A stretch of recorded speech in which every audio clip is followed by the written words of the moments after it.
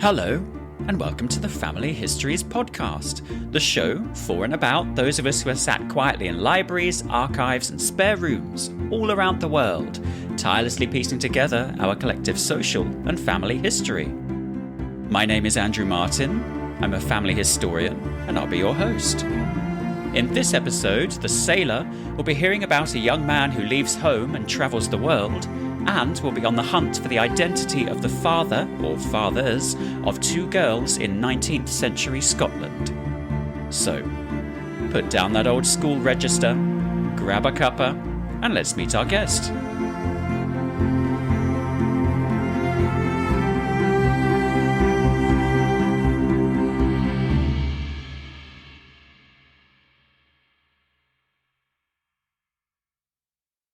My guest today is an award-winning professional genealogist, a house history author, and a Roots Tech lecturer who specialises in researching the people of Scotland. Her dissertation looked at Scottish passport applications in the late 19th century, so before she gets bored of my rambling on, packs her bag and takes flight, I really should introduce my guest, Morag Piers. Hello Morag, welcome to the Family Histories podcast. Hello, nice to see you. Thank you. Nice to be here. It's a pleasure to have you on the show.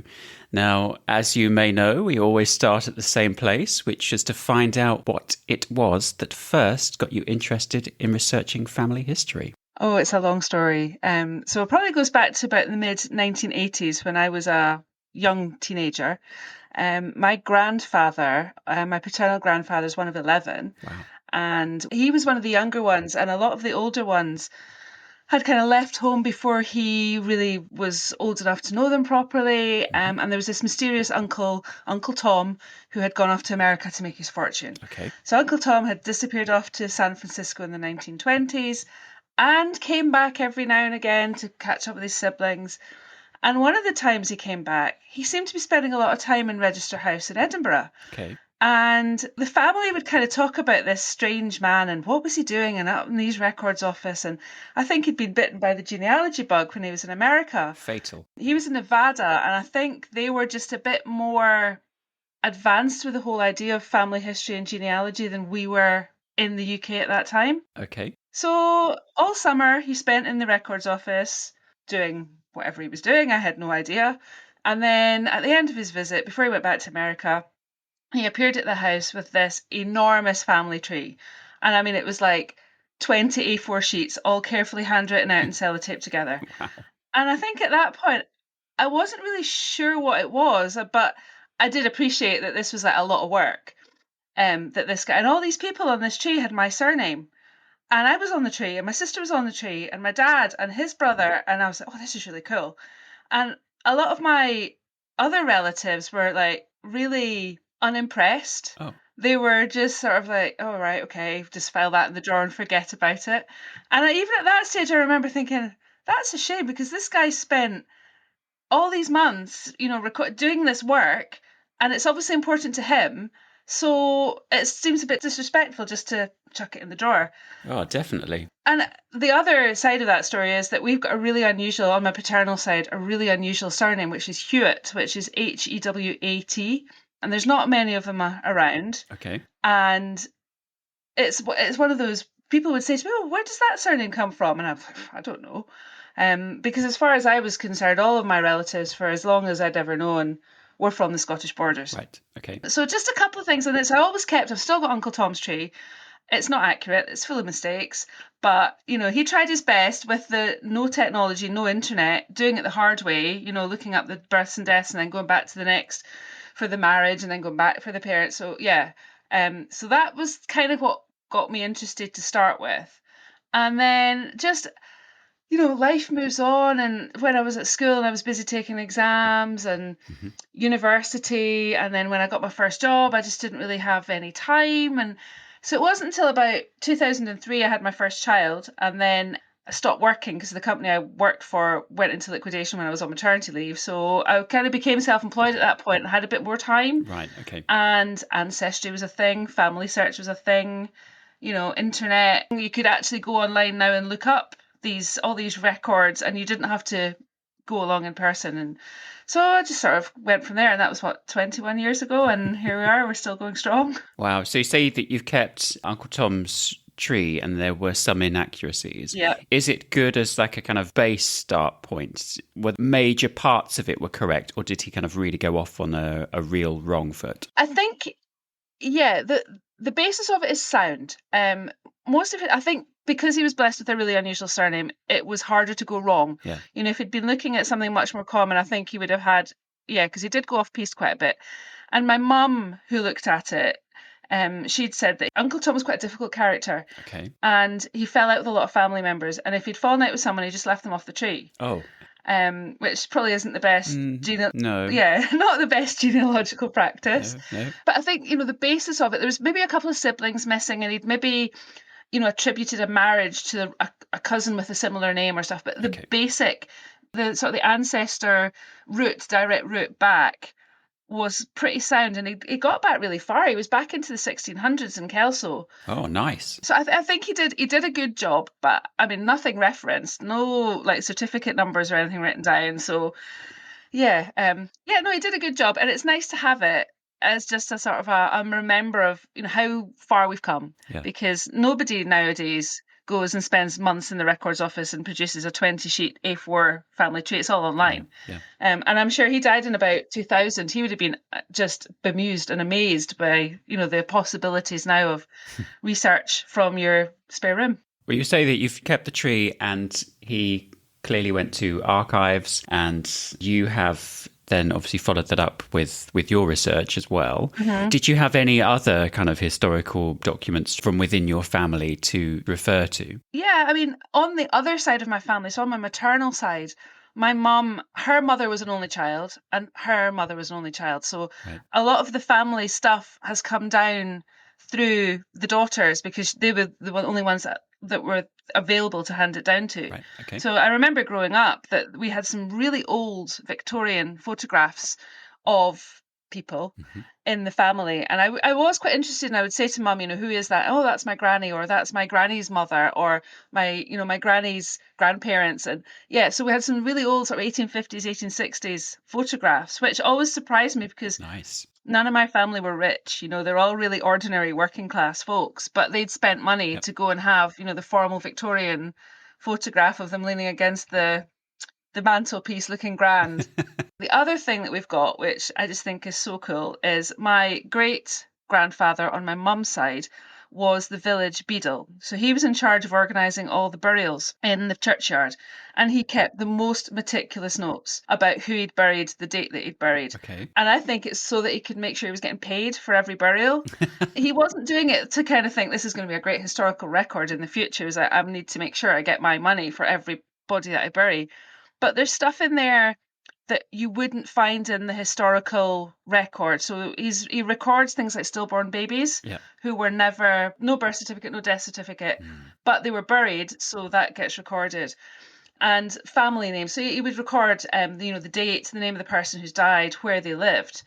And it goes for about 40 years until he gave up doing the burials. Wow. We've still got the original book in the family. It was transcribed and photographed by the Dumfries and Galloway Family History Society. So they've got it available on their website now, sort of in conjunction with their Find a Grave graveyard transcriptions. Good. So you can compare the names in the graveyard on the stones to the names in the book. And there's people that are in the book that aren't on the headstones, and on the headstones that aren't on the book. So there's quite a lot of documents. And my mum and dad were very good at keeping stuff. We've got things like, my granddad on my dad's side was a gamekeeper, and we've got things like references from big country estates from the 1910s, 1920s saying what a great person he was, and that's all been kept.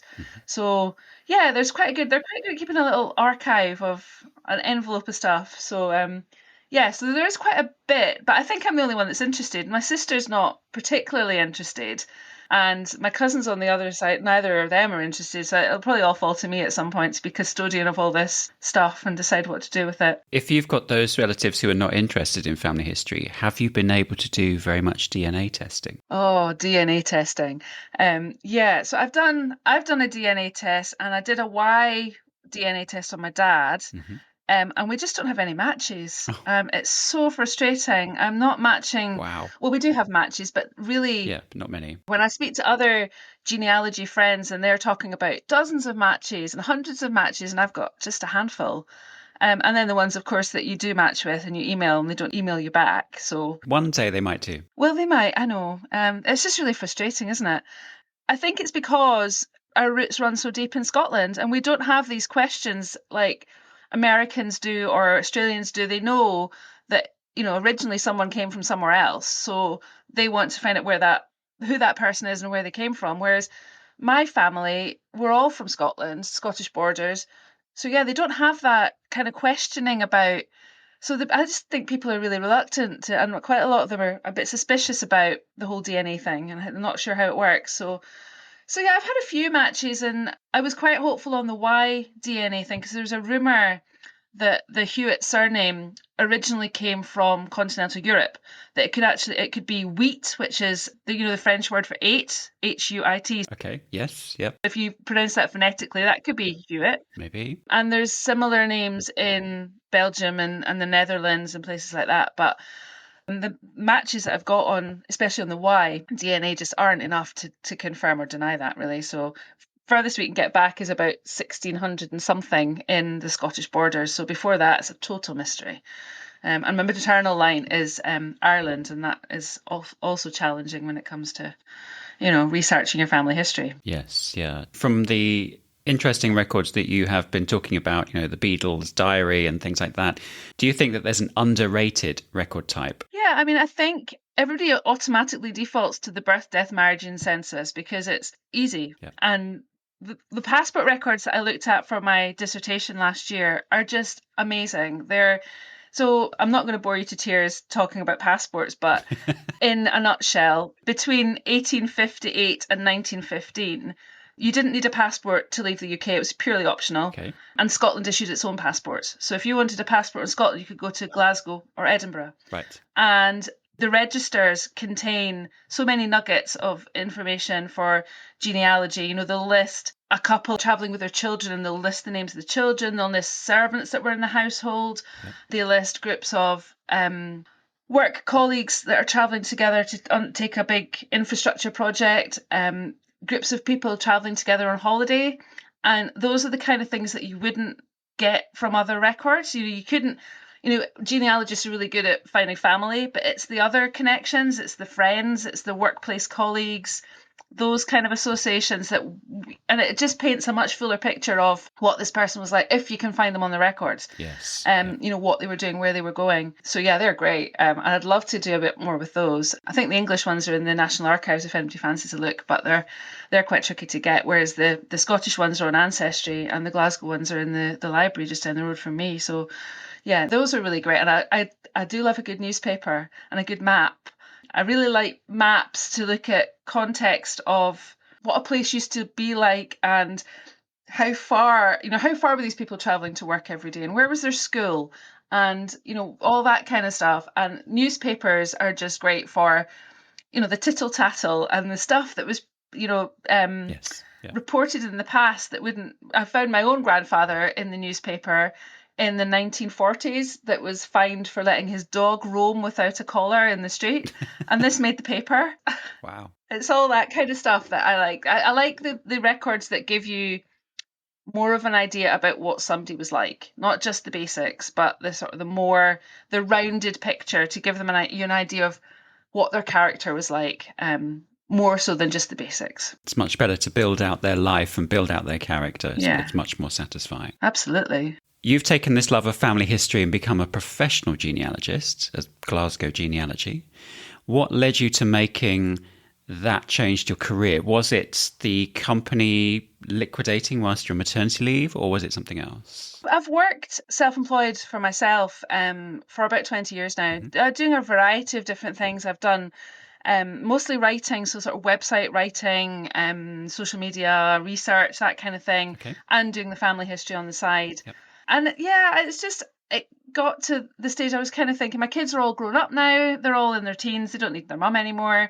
So I'm kind of thinking, what can I do that I enjoy doing rather than writing endless blogs about insurance or finance or whatever, something that I can do that is really interesting to me.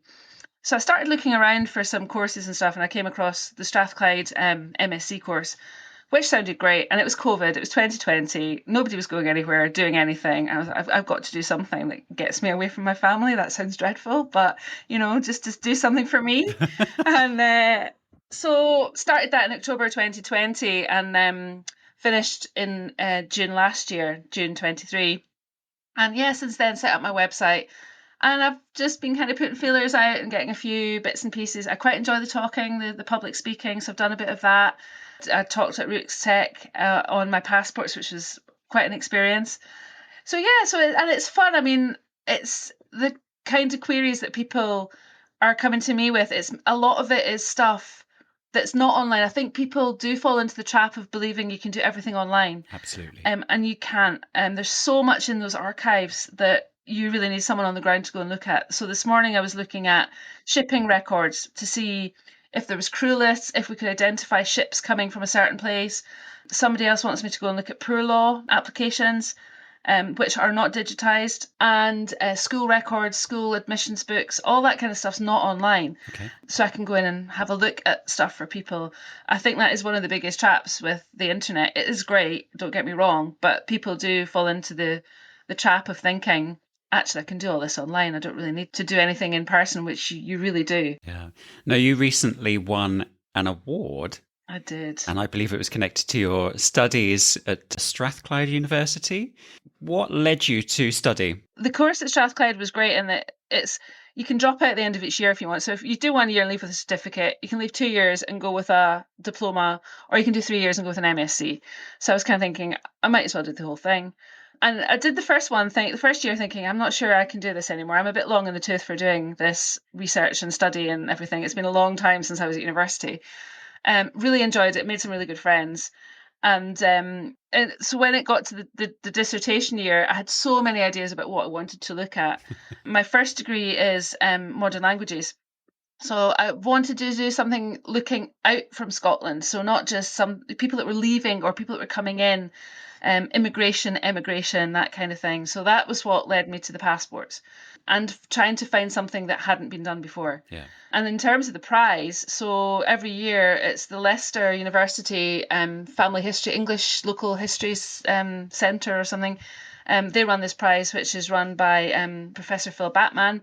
And basically you just had to email away your dissertation. So it was one of those things you kind of like, well, why wouldn't you enter? Because there isn't zero effort. So you send it away, and then that was in the summer, and I just had an email last week saying that I'd won. So I was chuffed a bit. So it's it's a real honour. So I'm delighted, and I'm speaking to Leicester University now about maybe doing a presentation for them about the passports and how I did the research and what kind of things came out of it. Because it's not just the genealogy, family history. There's sort of broader things, such as like one of the things I spoke about at Roots Tech was that all of a sudden at the start of the American Civil War, you see applications for passports to go to America going through the roof because of what's going on in America. So it's sort of looking at the passport records in terms of more broader themes about what's going on in the world and in Scotland and Britain. So it's all very interesting. So it was a lot of work at the time, but I'm really glad I did it. So even if just to prove to myself that I could. And, you won an award from it. So congratulations. And you obviously put in the hard work and have been recognised for it. So well done. Yeah, thank you. Do you think that there's anything that the genealogy industry or community could do to make it a better place? Oh, that's a big question. I think I'm on quite a lot of Facebook groups and things for genealogy, and there's quite a sneering attitude in Scotland about these people from other parts of the world, so Canada, America, Australia, New Zealand, because they want to call themselves Scottish. And I don't get that at all, because them calling themselves Scottish doesn't make me any less Scottish. If they want to call themselves Scottish, I'm good with that. And I think it's this family history does seem to have the reputation of it's not really trendy, is it? It's not super fashionable. I mean, it's getting better, but... How can you say this, Morag? It's the best thing ever. I know. Well, I know that, and you know that, and everybody listening to this will know that.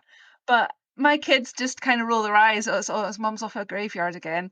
I have been talking to ideas about going into schools, going into my kids' schools and saying, look, this is what we do and it's amazing. And history doesn't have to be looking at, the Corn Laws or Henry VIII or Hitler or something. You can look at individual people and you get just as much out of that as you do in looking at the bigger picture. And I think it would be great if there was more of that kind of thing in schools, just to bring kids around to the idea that family history, it's their history, it's them, it's their grandparents and great grandparents and how they lived. And it doesn't have to be about posh people. It can be about, the ordinary, everyday people as well. Absolutely.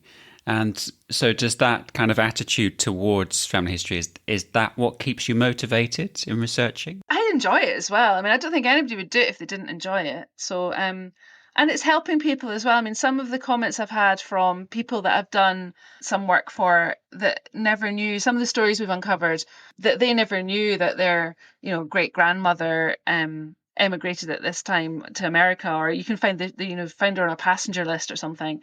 Or the stories about one of my friends that I did some work for.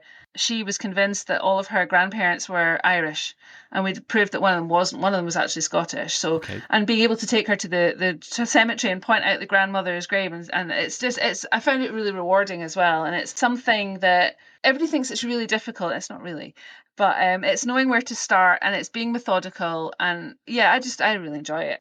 I think we are getting there. I think people are connecting a bit more with their past now and understanding that, you are a product of all these people that have come before you, and, the history of the place as well as the history of your family. It's more about, the places that people lived and the heritage and that kind of thing. So, yeah, no, I think, I don't think I'll ever stop. Can't see myself retiring.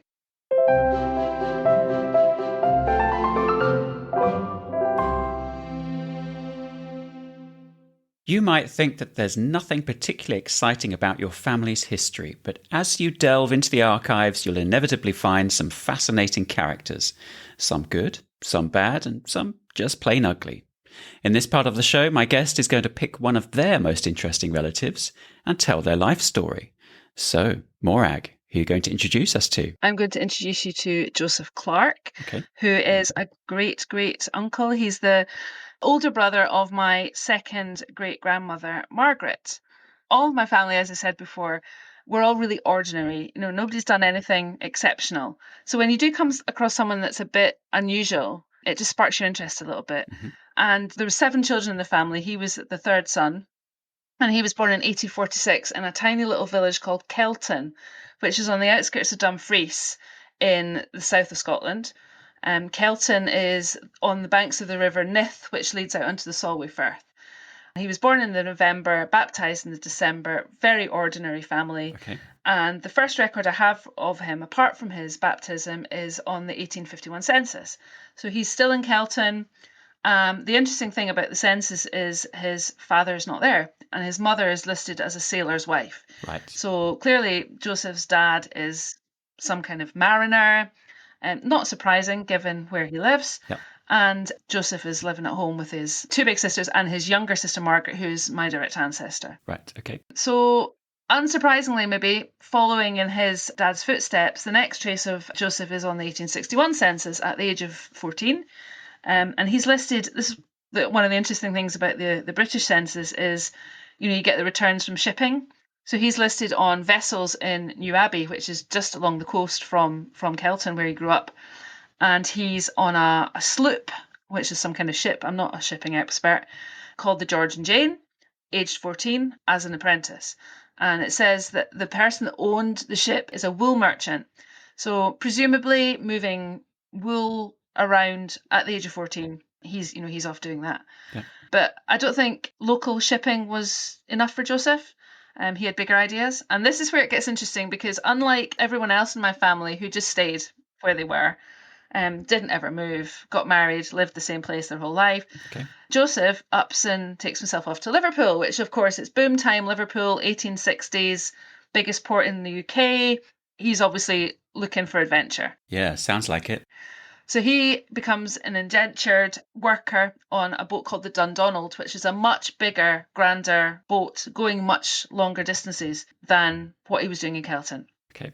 And from there on, I managed to check him through the records. There's various sources that I've used to do this on various journeys. So that was 1862. At the age of 15, he signs up to become a crew member on this boat called the Dundonald. And the next trace of him is in July 1864, so almost 2 years later, and he's in Valparaiso, which is in Chile in South America. Wow, okay. And he's on a boat and he's picking up 1,000 tons of flour and 240 bags of walnuts to take to Australia.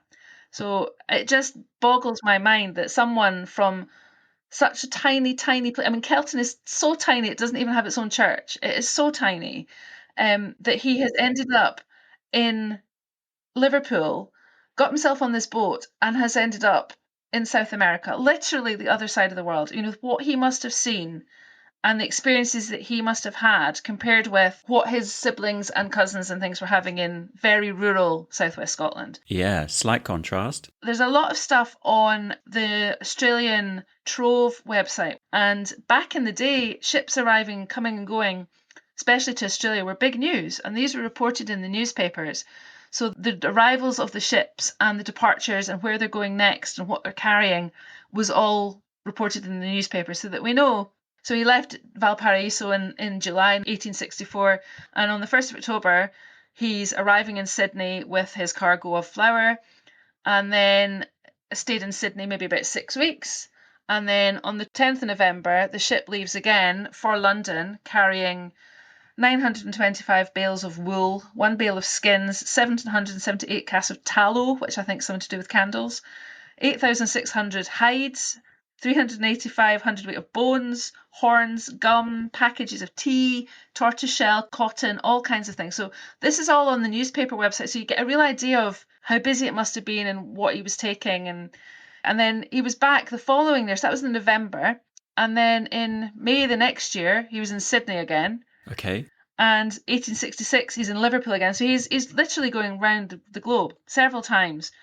And then it all starts to go wrong for him in about 1866. Oh. So 1866, and just another one of these voyages, he departs Liverpool in the April, arrives at Sydney in August on the same Dundonald boat. Beginning of September, they leave Sydney to go to Shanghai. And then in October, they're back in Sydney from Shanghai. And then we start to pick up his story on the logs. So Ancestry digitised a lot of the captain's logs for Liverpool registered ships. And some of them are really boring. I think it was very much dependent on the captain what he wanted to put on his log. So some captains would literally just write, left Sydney, arrived London, whereas others would write much more of a diary about, what things that were going on the ship. So the ship that Joseph was on was quite funny. They arrive in Sydney and half of the crew abscond. Oh. So the captain's writing about, these people that have signed up in Liverpool for a passage to work as a sailor get to Sydney and then abscond off the ship. Maybe they just wanted a cheap fare to Sydney. And then, of course, the captain's thinking, how am I going to crew my ship back to Liverpool because I'm not going to crew? Yeah. There's a great story about the cook. The cook goes off for a night out in Sydney and isn't back by breakfast time the next morning, and then turns up in a beastly state of intoxication, and is so unwell that the first mate actually has to make the breakfast for the sailors because the cook's unable. Oh dear. And it's the captain then goes on to say, even by tea time, he's still incompetent. He still can't make the tea. So things like that, and other people refusing to work and going on strike, and various sort of disputes among the crew and pettiness and all that kind of stuff. So there's lots going on when Joseph is in Sydney, and eventually they obviously manage to get enough people to crew the ship, and they head back off to Shanghai again. And it doesn't say, I couldn't find what they were carrying at that point, but I presume sheep and sheep wool products and whatever they're making in Sydney to export. And they get to Shanghai in October 1866 from Sydney, and then they start to come back again towards Liverpool. And that's probably around the turn of the year. It's not the actual departure date's not given. So it's sometime around the beginning of January 1867. And then it starts to go wrong for Joseph at the end of the month. And it's written in the captain's log that Joseph reports that he's not feeling very well. Right, okay. And they don't seem to have a medic on board.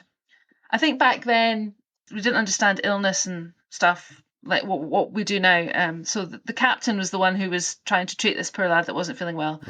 Right. Who's complaining of having sickness and diarrhea, a bad headache, and a bad taste in his mouth. And the go-to remedy for everything is a blue pill and a black draught.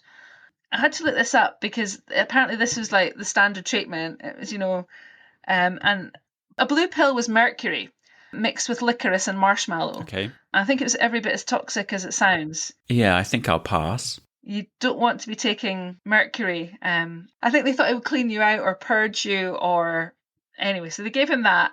Well, the licorice probably would do that, yes. Yeah, and the black draft was a laxative. So I think the theory was you give them something to make them sick and clear them out, and that'll sort them out. But reading between the lines of what was wrong with Joseph, it appeared it's probably, typhoid or cholera or one of these kind of tropical diseases that he's picked up on the boat or at port. Yeah. And unsurprisingly, it didn't really seem to do much for him. And then so it gets another sort of week later. It's in the log again that he's complaining of a bit of a headache, lightness across the forehead. I'm not quite sure what that means. Probably just feeling a bit dizzy, vomiting, and constipation. And the captain, in his wisdom, captain not being a medical expert, decides that he's got inflammation of the brain. Right. Why he came to that conclusion, I have absolutely no idea. So, and it says in the log, that's a quote, he says, he put him in a berth in the cabin, cut all his hair off, applied lotions to his head and gave him strong purgative medicine consisting of 5 grains of calumet and 15 of jalap. So somebody's got an inflammation of the brain, so the best way to treat that, obviously, is to shave all the hair off and put them to sleep in a bed. So, again, that doesn't really have much effect on whatever's wrong with Joseph. And things just start to go down from there. The 8th of February, they report that he's actually better. But this seems to be sort of the calm before the storm. Yeah. He's kind of got a little bit better on the 8th of February. And then on the 9th, it's quite sad actually, the very last entry is that the captain goes in to see him at 6 o'clock in the morning to see how Joseph is doing. And he was quite insensible. And he gave him 30 drops of liquid ammonia. Again, I don't really know what he was hoping to achieve with that. But by an hour later, Joseph was having convulsions, and an hour and a half later after that, he died. And in the log is written the exact latitude and longitude of where the boat was when Joseph died. Oh, wow. And that was in the Indian Ocean, which is just south of Madagascar. And that was in the morning of the 9th of February. And then the last entry is they discuss how they need to bury them. They need to get rid of this body quick because you're in the tropics and this body's going to start smelling. Sure. So they can't keep it on the boat until they get back to Liverpool. That's not really an option. So the captain himself actually washed and dressed the body, and it was sewn up in a flag ready for burial. And then at 6:30 in the morning, it said he rounded the ship to and buried him according to the rites of the Church of England. So he was buried at sea. They said a quick prayer and they launched him off the boat into the Indian Ocean. Yeah. And the interesting thing is this news, it always makes me wonder how long that took to filter back. Because his mum and his mother and sisters and stuff at home, how long would it have taken them? Would it have been until they got back to Liverpool?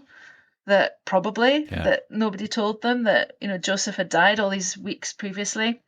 And then the final entry about Joseph is the inventory of what he had. So the captain writes down kind of an account of how much they owe him in wages up until the day of death and what he's got in his kit bag, which is 3 pairs of trousers, 1 canvas bag, 2 blankets, 3 pairs of drawers, I presume that's underwear, a box with collars, a pair of gloves, a pair of gauntlets, a knife, a pilot cloth coat, I'm not quite sure what that is either, a scarf, 6 pairs of stockings, 1 pair of braces, 2 pillow slips, 2 jumpers, 3 flannel singlets, 2 vests, oilskins, a cloth coat and vest, a cap, 3 neckties and a chest.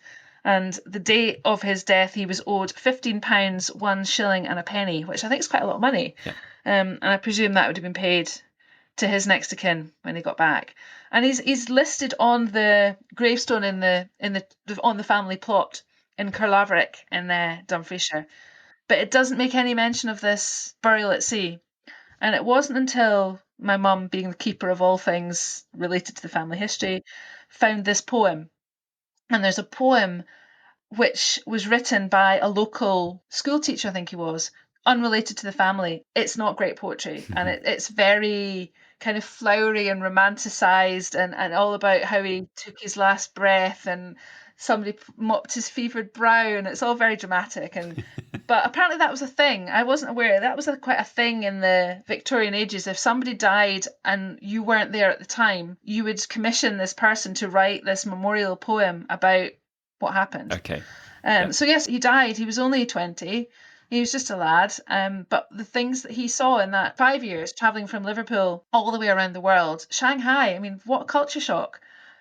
Going from tiny provincial village in Scotland to Shanghai in China.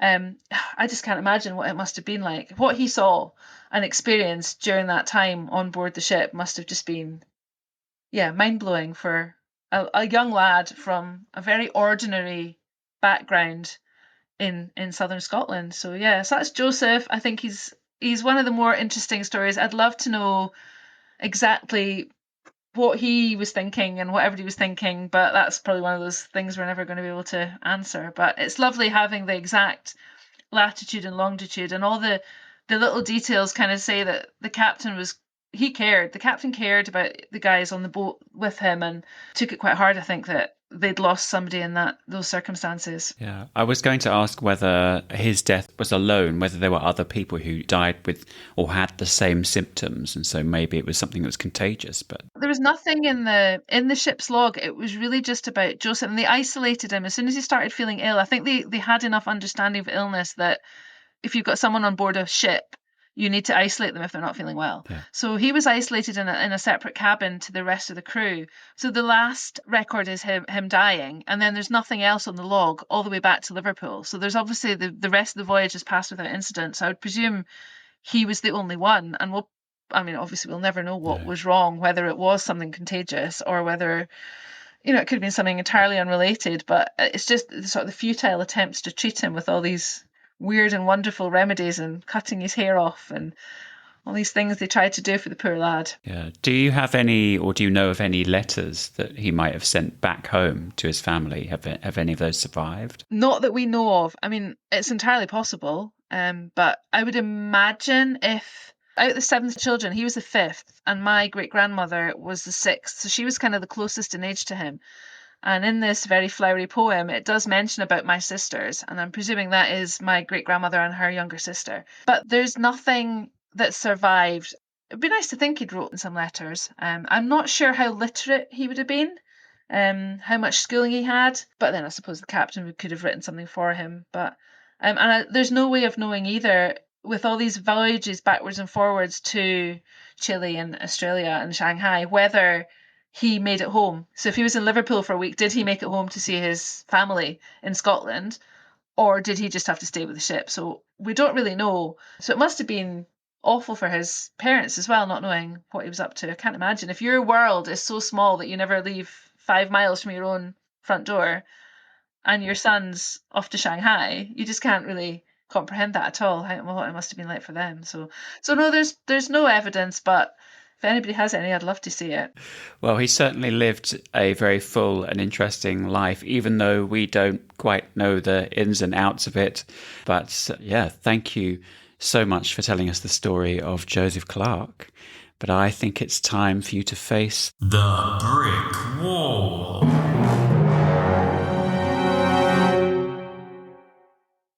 Brick walls are a nightmare, particularly the ones that take years to solve.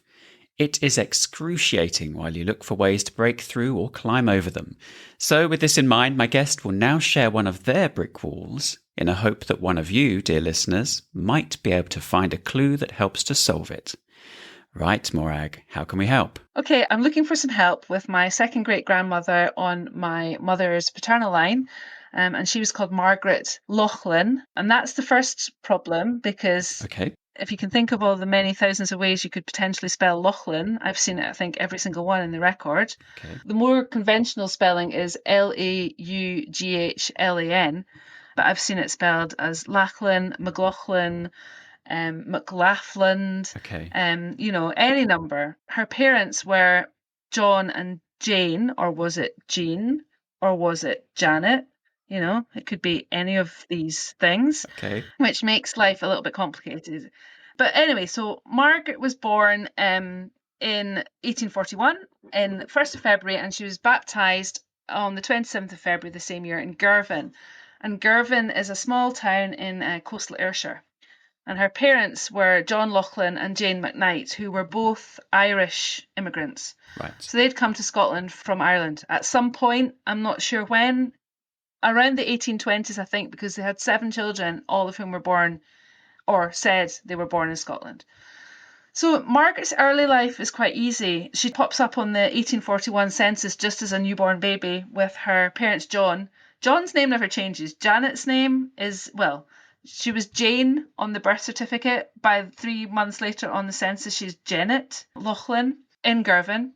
And John's a weaver born in Ireland, and Janet's born in Ireland. Neither of them could read or write, just really ordinary people. And Margaret was the youngest of their 7 children. So there was John, Jean, named after the parents, Mary Ann, James, Samuel, Thomas, and Margaret. Okay. And the next trace of Margaret is the 1851 census in Kirkoswald, which again is in rural Ayrshire. And the family's the same structure. The oldest sister, Jane, has left home. Everybody else is still there. Margaret by now is 10. Father's still working as a weaver. Nothing to see here, all very ordinary. And again, in 10 years' time, not much has changed. All the siblings are gone from the house, apart from Margaret. They're still in Kirkoswald.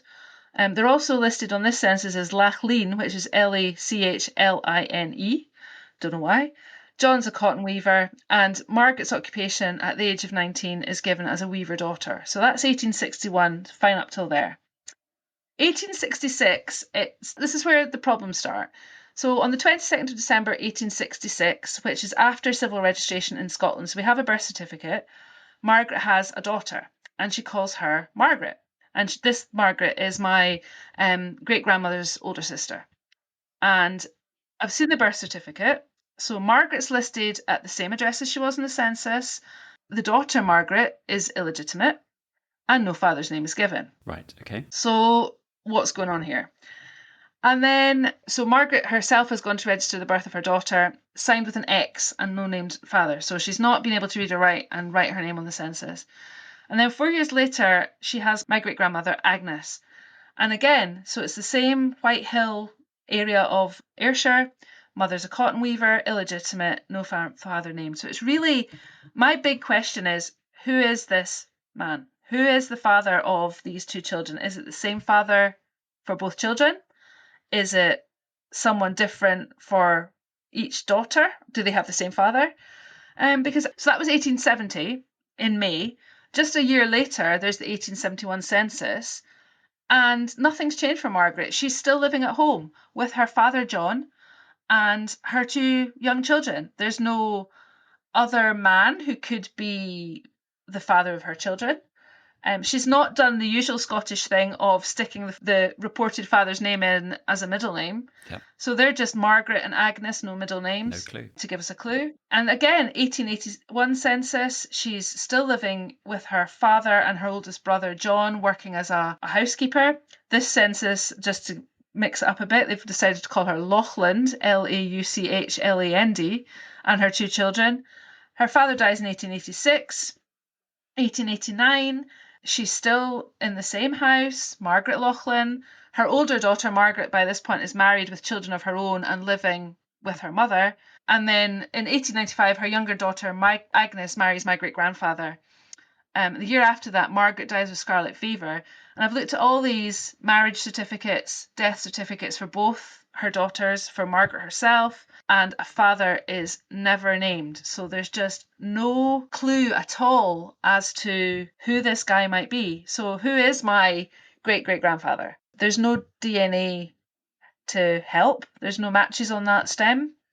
There's no newspaper articles about, you know, this wanton woman, Margaret Lauchlan, having these 2 illegitimate children.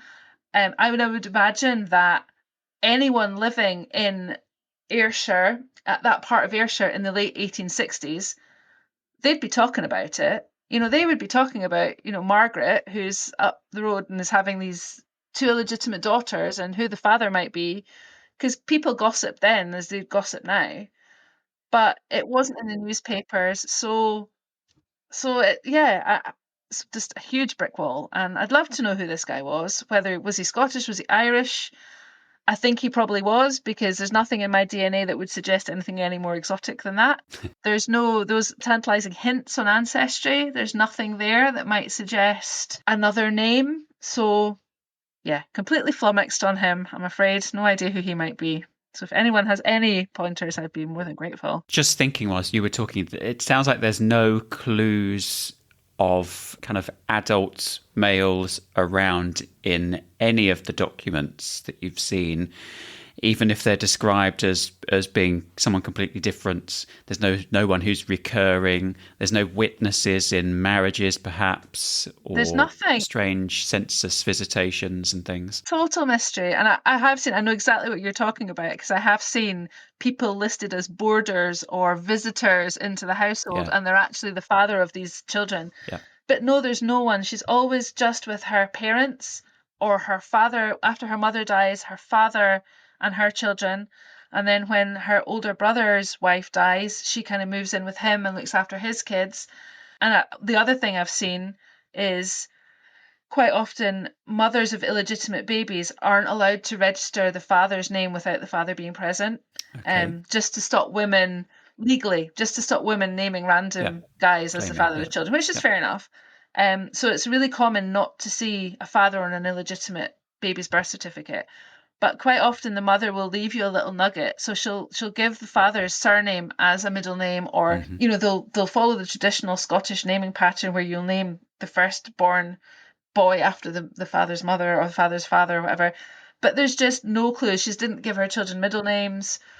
I'm not sure that the kids knew, or because they're not naming, even after she's dead, they're not naming their father on their marriage certificates or their death certificates. So did they know who their father was? So I don't know. It's a bit like EastEnders, who's the father? It's a massive mystery. Yeah, and obviously, as you've already said, the father could be different for those two sisters. They could be half sisters. So yes, they could be. They were born about 4 years apart. And I don't know why. I have a gut feeling that it's probably the same guy for both. It might be nicer to think it is, but indeed, it could be different people. And there's just no way of knowing. I don't have any other DNA matches off the other sister, the older sister, Margaret, to compare with. If I did have DNA matches from her, then you probably could compare and work out, is it the same father or not? So and with the lack of testing and the lack of records, it's just, it's just impossible. Yeah, it's just a gap. My one thing that I haven't checked that I was kind of thinking was the CLARKE session records in Scotland. So that's kind of like the church court, who they kind of pass moral judgment.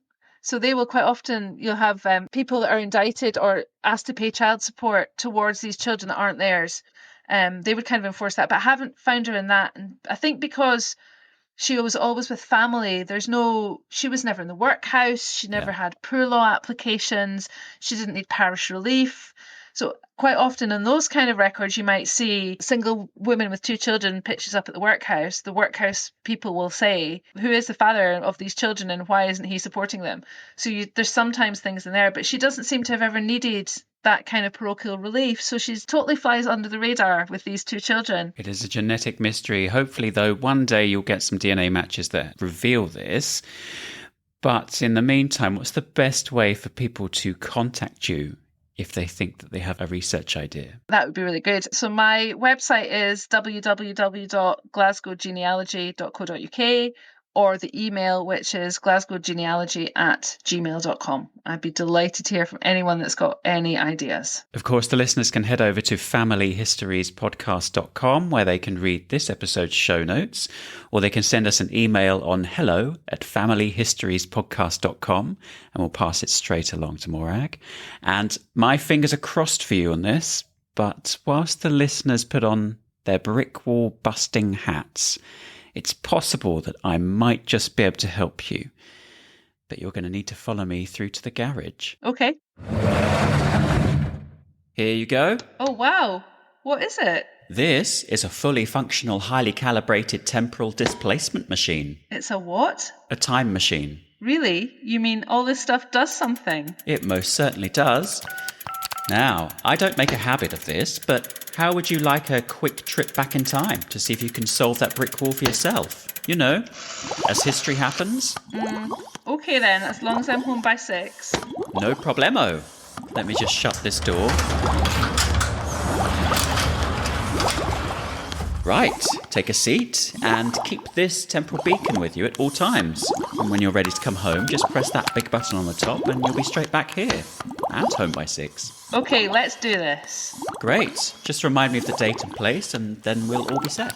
21st of December 1866 in Kirkoswald, Ayrshire. There we go. Right, all set. Morag appears. Thank you. Goodbye. Good luck. Oh, that's not right. So what happens now? It's just a slight hiccup. You were meant to vanish. Let me just check. Oh, that's odd. My current time sensor says it's 6th of August, 1483. That wasn't the date I said. I know. I think I need to recalibrate the magnetron or something. Give me a few moments and we can try again. Oh, what now? It's okay, I'll get it. Thanks. I bet it's those annoying kids from across the road again. Who is it? Oh, I knew it. Now look here, you. I've just about had enough Do of... you not know who you were speaking to, sir? Well, you're a cheeky little... Andrew, we've moved. What? We've moved? Oh, yes, so we have. That's new. No idea how that happened. Look, I really don't have time for you two as well. Now get out. It is not us who should get out. It's you. This is our palace. Palace? Yeah, right. I guess you two are on your way to some very niche fancy dress party dressed as, I don't know, the princes in the tower. Calm your tongue. We are not princes. I'm Richard of Shrewsbury, the Duke of York, and this is your rightful king. Really?